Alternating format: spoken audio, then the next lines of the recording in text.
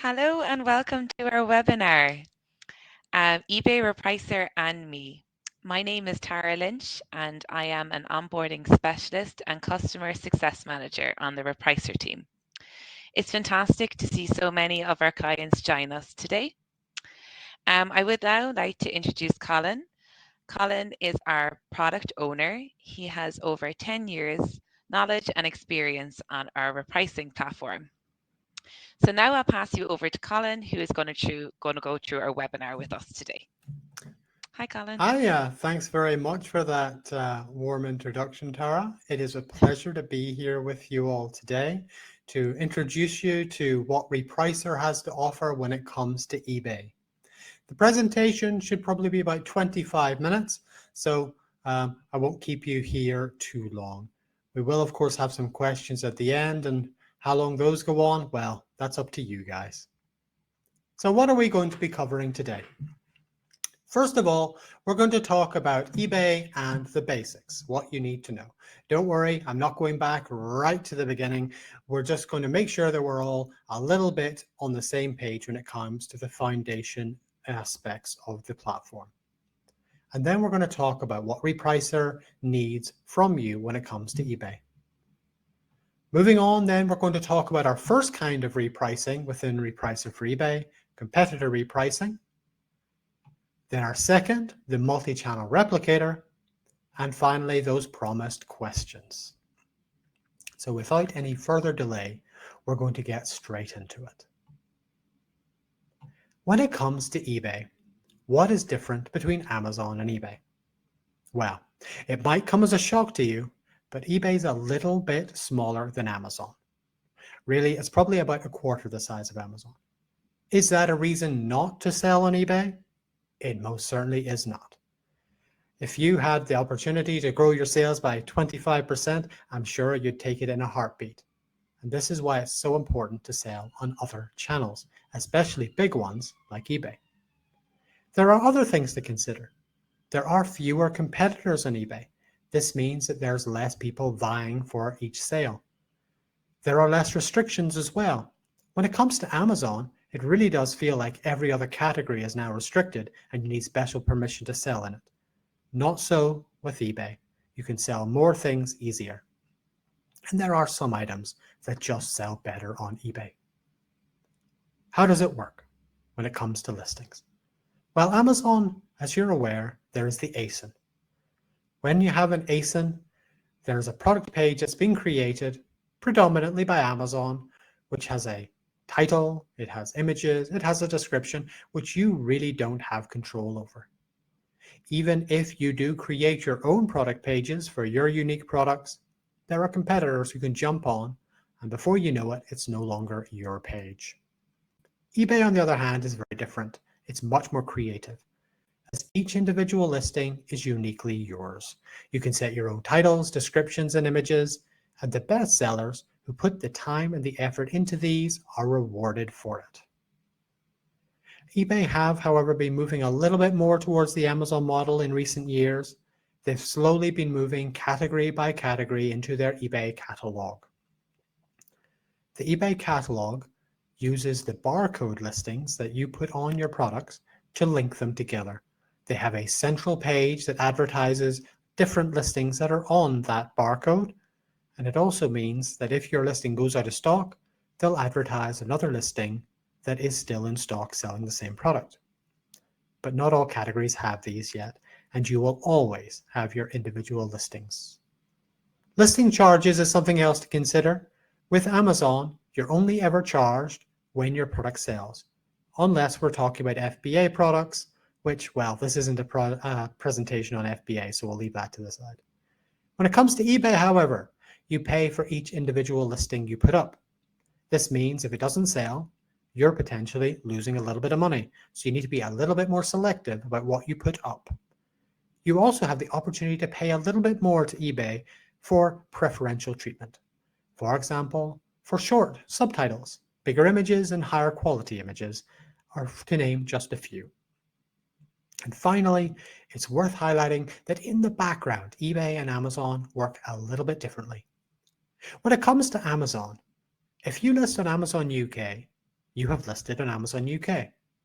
On the other hand, when it comes to eBay, if you list on eBay UK, you have listed across the entire planet on eBay with no extra work.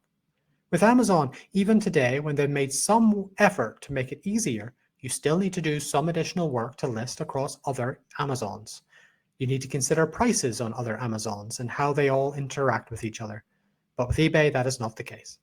If you list on eBay UK, that listing is officially available across the entire planet, and your postage should cover and reflect that. That means that the same price will also be available across all of them. You do still have the opportunity to list on each individual marketplace if you want to have localized listings, but it is not necessary, which is a big advantage. So I've convinced you. Excellent. We can all go home and leave now. Oh yeah, we've got to finish the webinar on Repricer, don't we? Well, let's get on with it. Don't leave, I swear, please. First of all, you need to have a custom label. A custom label is eBay's name for a SKU. When it comes to Amazon, whenever you create a product, you have the option to set a SKU, but if you don't, they will assign one to you. Similarly, they make it unique, and they make sure that you enter one that's unique. On eBay, this is not the case. You can leave this custom label field blank, and you can also enter non-unique values, the same for different SKUs. That's why it's important for us to highlight that these values should be unique. We use the custom label to match up your products whenever we're downloading them, downloading your orders, uploading prices, which is why it's so important these are set and they are unique. If they are not, we will simply not import them for you. If you have products listed on eBay already and they don't have custom labels, you can set them quickly using software such as eBay's own Seller Manager program, which is free and allows you to quickly update your products. The other thing to bear in mind is barcodes. For competitor repricing, we will use the barcode to match up against your competitors. This is a UPC, ISBN, or EAN. You need to apply one in order for competitor repricing to work. It is also important to bear in mind that generic barcodes need to be avoided, and you should also be very careful with accuracy. Because we're using this data to match up against competitors, you need to make sure it's right, otherwise you'll be matching up against the wrong people. There's no point in repricing your PlayStation 5 against a can of Diet Coke. Let's move on and talk about your products in Repricer. They're now downloaded. What are we going to do?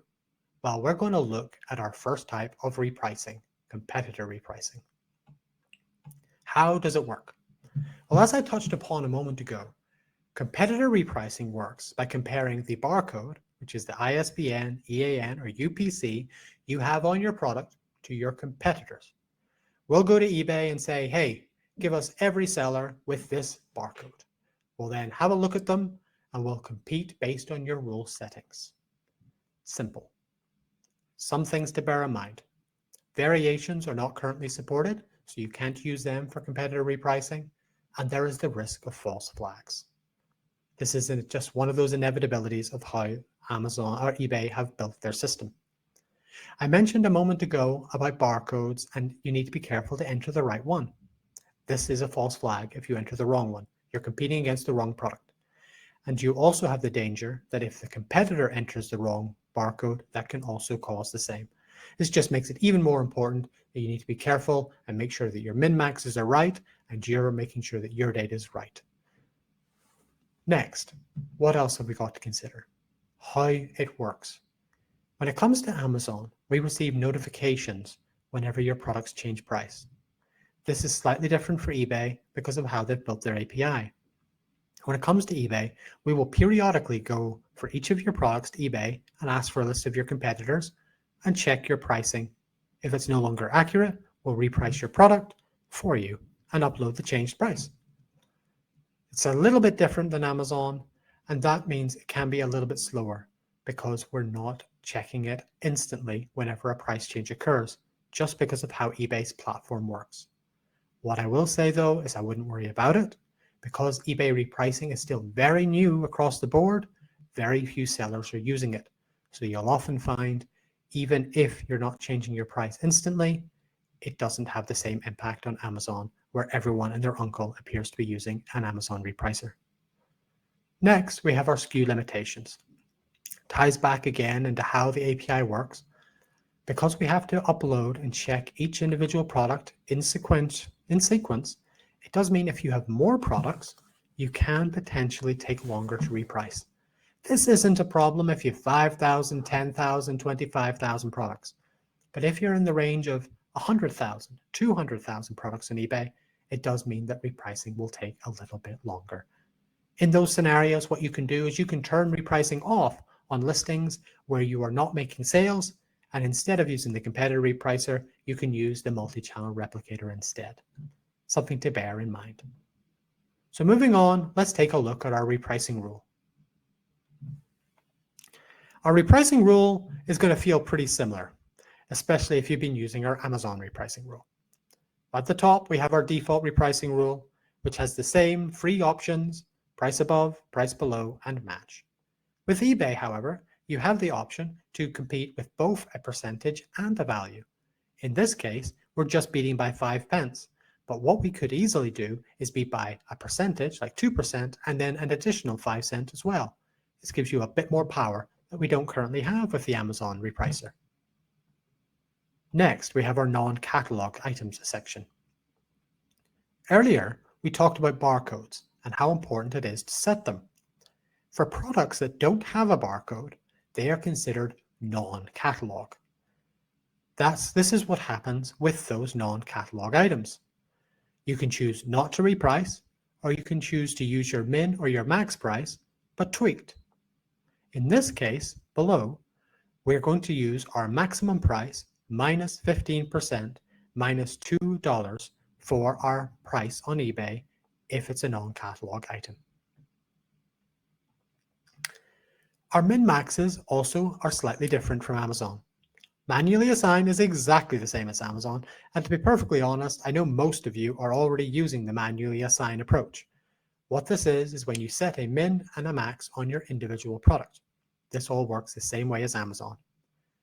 However, our second option is where things get a little bit more interesting. This allows us to take our price on the product and tweak it. For example, we can set our minimum price to be higher than our for any products on this rule, or lower. For example, say you want to clear out stock ahead of a new year. What you can do is you can go into your rule and say, I want to make my min-maxes 20% less for every product on this rule. You can do it in 5 seconds. Don't need to change any of the individual product min-maxes. Very helpful. Our third option couldn't be simpler. You set a min and you set a max, and that becomes the min-max for each individual product.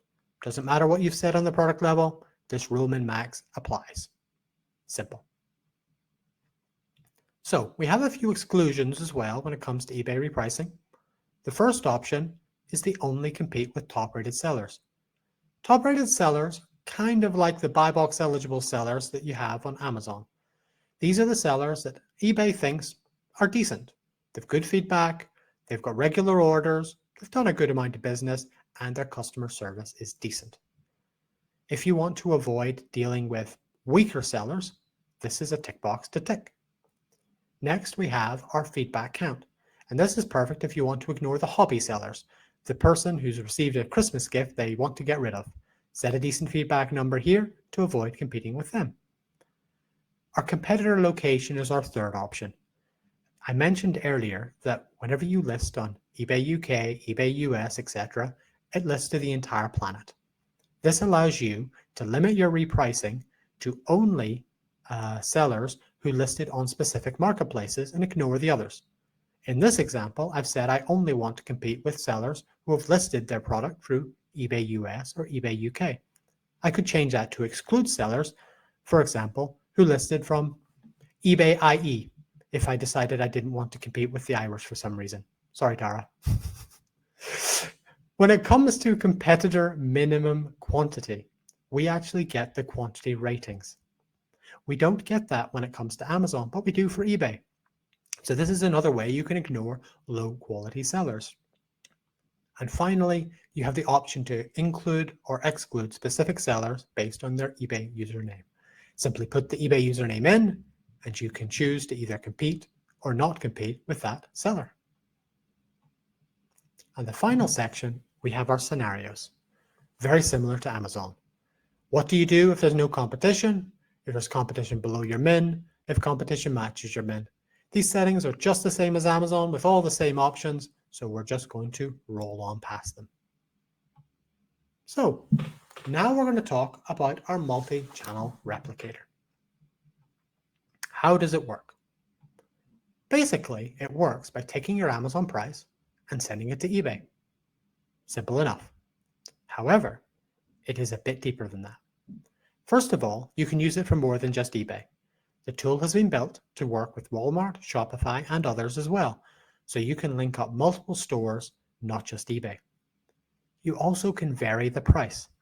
You don't have to send just your Amazon price to eBay. You could say, I want to send my Amazon price, but take off 25p and send it to eBay then.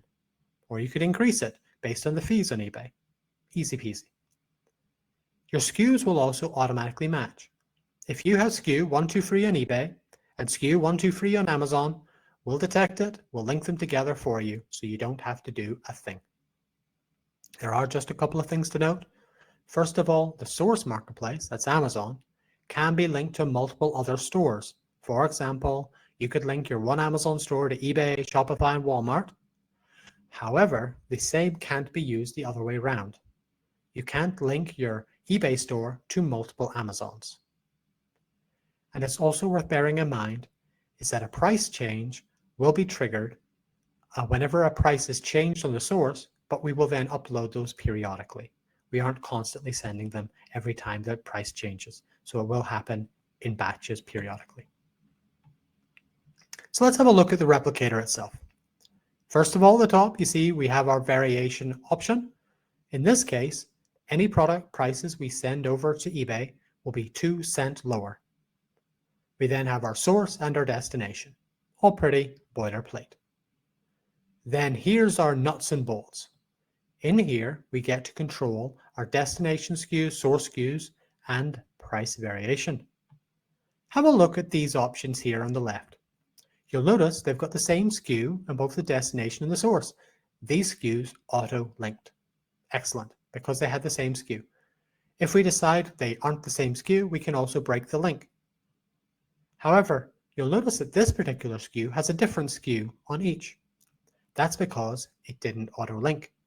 One was different, but we were able to put in the SKU and make it link. You'll also notice then there's 3 more SKUs listed, which have a destination but not a source. In order to link those, we just enter the correct Amazon SKU in the source field, and it will link for us. And as I mentioned earlier, there's the variation. We set a 2 cent variation on our previous screen. However, we can also control that on a product level. This allows us great flexibility if we want to set different variations depending on product categories. And it's also worth noting, all of these options can be controlled via CSV spreadsheet. You don't need to be doing it all via the screen. So is there anything else you need to know about eBay and Repricer? Just a couple things. Please bear in mind that eBay is still quite new when it comes to eBay and Repricer. This means that we're still iterating on the design within the system itself. The core tool works perfectly fine. However, there's some features in Repricer that still don't support eBay. For example, reports, automations, the competitor screen. Over 2023, we hope to make good improvements in these areas. So now is definitely the time to jump in while it's all getting started. Next, we have our calculated and base min maxes. Whenever you open the product screen on Repricer, you will see these base mins and calculated min prices. Same with max. What do they mean? Well, you might remember earlier on, we looked at our rule, and then there was the min max plus minus and the new rule min max feature. The calculated min is the tweaked version. Base min will be where you start, and then calculated min is the outcome. For example, if you're using a manually assigned min max, they'll have the same value. But if you say set, you want your min price to be your current min plus 100%, on that top listing, it'll be 9 for base and 18 for calculated. And the final thing to bear in mind is this cool feature. When it comes to eBay repricing, we will tell you exactly who we competed with. You'll see here on the left-hand side, we have our competitor listed. If you click on that name, it will bring up the specific listing we competed with. That's great. But even better, there on the right, we have our little open icon. If you click on that icon, it will pull up the list of who we competed with, a full list of sellers for you to review. So if you're ever unsure about why we repriced the way we did, just click the button and you'll find out. So, which method is right for you? At its core, do you want to be more competitive or do you want to just replicate? There's a few things to consider beyond that. Barcodes. Do you have them? Do you have them assigned to your products? Do you sell products that have barcodes? That is very important, because if that's the answer to any of those is no, then replicating is probably easier for you. I mentioned the risk of false flags earlier. If you're uncomfortable with that, then replicating completely bypasses that as a thing. And the same with variations. If you're selling variation listings, they're only supported on replicating. Next, we have our plan. When it comes to our repricer plans, competitive repricing is available on every repricer plan. However, replicating is only available on the ultimate plan and higher. So that's something to bear in mind. If you are looking to try our ultimate plan because you're currently on Express or Plus, do get in touch after the webinar. We'll be more than happy to make an agreement for a few months. We did just have an upgrade offer for 25% off for 3 months. I think I have enough sway with the team to get that extended to anybody who really wants it. Just get in touch. But most importantly, why choose? Go with both. Yep, both is good. What you can do is you can use both your replicator and also your multi-channel repricing. Easy. What you need to bear in mind is that the competitor repricing takes precedence. In order to use the replicator as well, set it up and then turn the repricing rule to off on your product and it will be picked up and used on the replicator. Earlier we mentioned if you've tens of thousands, hundreds of thousands of SKUs, you might want to turn off repricing on the ones that are less likely to sell. This allows you to use the replicator for those less likely to sell products, but you can then also use the competitor repricing for the others. Easy. And that's our presentation. Have we any questions, Tara? Well done, Colin. That was brilliant. Thank you so much. We do. So the first one is, how often does the multi-channel sync with eBay? So from Amazon to eBay. The multi-channel syncs periodically throughout the day.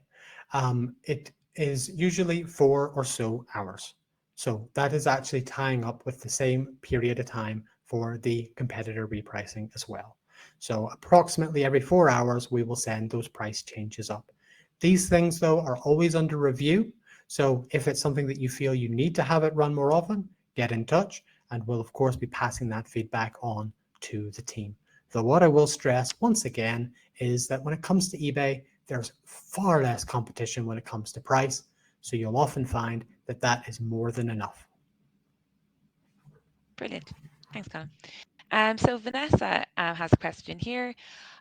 Recently, I noticed that Repricer changed my base minimum price, even though I kept it at the specific amount I wanted. For example, I changed my minimum and maximum base, and the next day, the maximum base value is different, changing my product profit margins. Why does this happen? Well, I've got to say that is strange. I've never come across that before. So I would strongly recommend passing these details over to the support team to investigate. That certainly should not be the case. When it comes to eBay, there is no features or settings that should be changing those base min maxes for you. If we're talking about Amazon, there are other min max settings such as net margin that might have impacted that, but we would need to have a look at some examples. So what I would suggest you do is get in touch with the support team or your account manager if you have one, and they'll be more than happy to get to the bottom of that for you. Absolutely. So the next one is from Alex, and he's asked, can you use the multi-channel with variations? The multi-channel replicator can indeed be used with variations. So you just need to assign the variation SKUs to match up with Amazon variation SKUs, and the prices will flow over. It's just the competitor repricing that is limited. Perfect. Thank you. So the next one is from Matthew, and can we get a copy of this presentation, please? Not a problem. We are going to email out everyone who's here, and even those who haven't been able to attend today, with a recording of the presentation. It's also worth mentioning that we do have other videos, presentations on the YouTube account, which we'll be linking as part of that, which also look into eBay, the multi-channel replicator, competitor repricing individually. So you might want to have a look at those at the same time. But links will be sent out. Probably it'll be later on today or maybe first thing in the morning, but you'll get a recording soon. Perfect. So then the last one here is, would there be more option for non-catalog items? That is a great question. And there are other possibilities. We are always considering tweaking and improving in this area.